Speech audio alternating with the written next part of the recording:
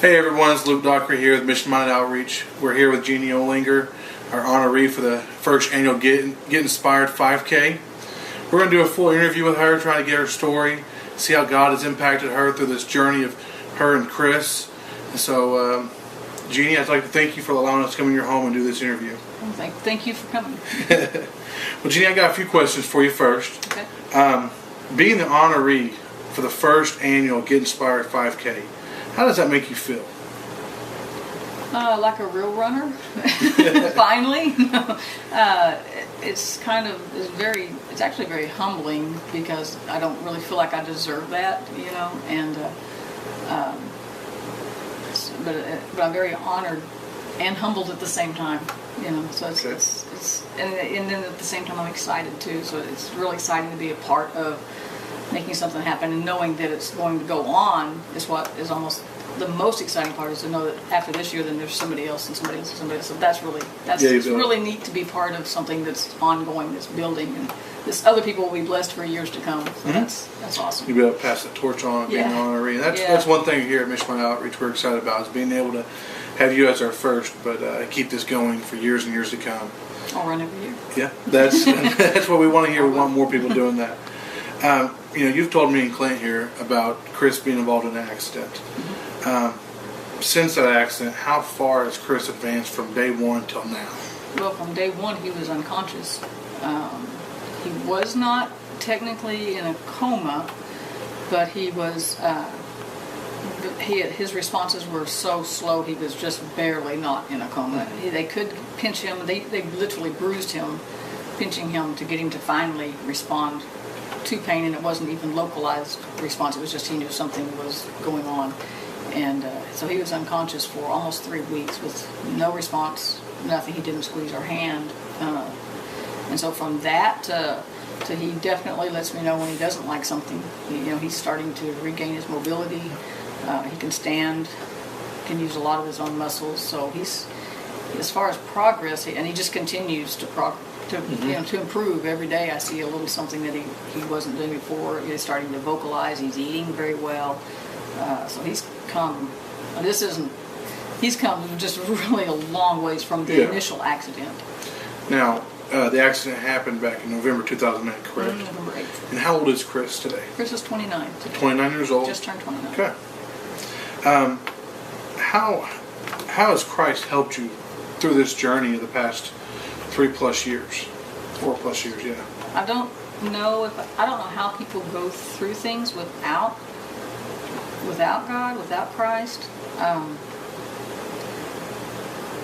Of course, when it first happened, I immediately ran to God, and then I went through a period of time where I was very angry with God too. How could this happen? It wasn't supposed to happen to me. It always happens to someone else. And my son, and watching him, and there's just been I've just learned so much about what real faith is.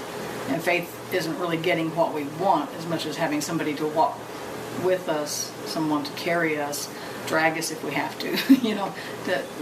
That's more faith than just getting what I want. And so I've learned a new level of trust. The main thing I've learned is really about how deep God's love really is. And I remember the day I was standing by his bed, and people always ask me, well, you could put him in a nursing home, or you could do this, and I was like, well, no, I couldn't.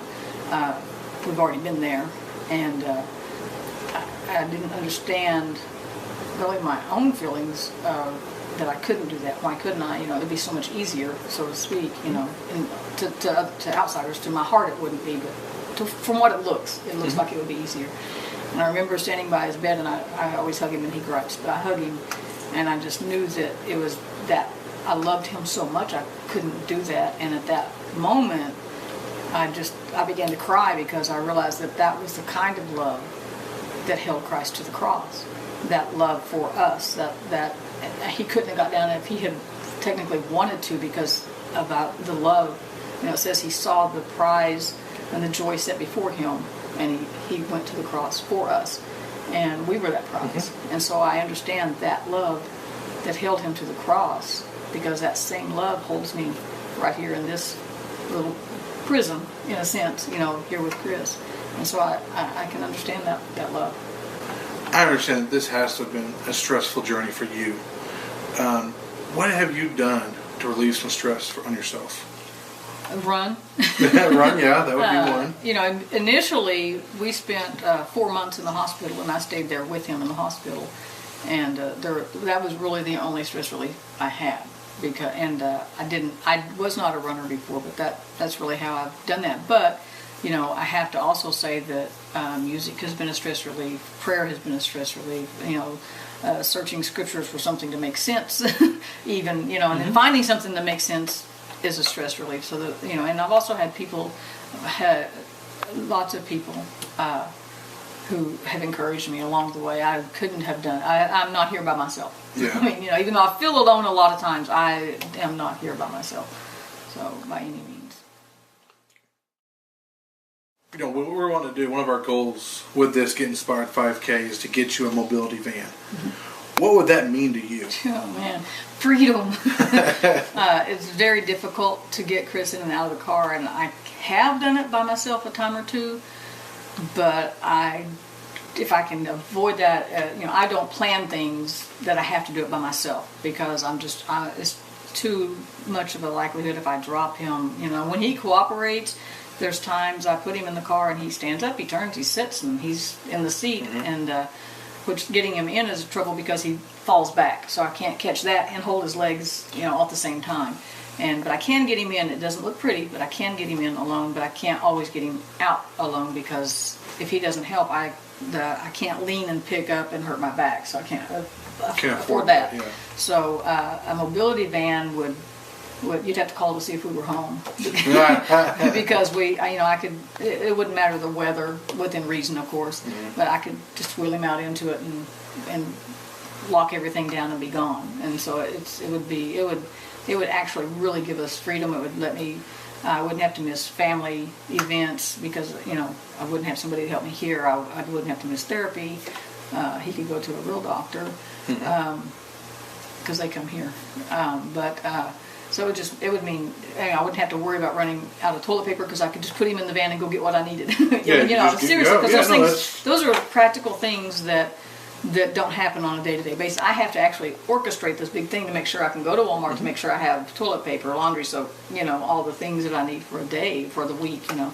And if an aide doesn't show up, then, you know, I have to be careful. But I've learned to order almost everything online, so I don't get in those binds anymore. Wow. But I could actually, you know, I would just have freedom. We would just literally have freedom to go do what we needed to do. He could also go to things like Among Friends, which is for disabled adults. It's a socialization type thing. Yeah, so there's things like that would be. I could go back to Taekwondo. Yeah, I mean, seriously, we would be able to do some things within reason, of course, to whatever capacity he could. But it would open up. It would open up the possibility of us actually being able to get out a little bit more. Well, you know, one thing I really heard is you saying if you run out of toilet paper, you can go get it. I mean, that's something we take for granted. It is. It's the ability to get up and go when we want to, and because of, you know, Chris being a 29-year-old man. It is difficult, and like you told us earlier, that wheelchair by itself weighs 50 pounds without all the attachments on it. Right. And if you get hurt, can't afford it. You can't. That's not an option. Right.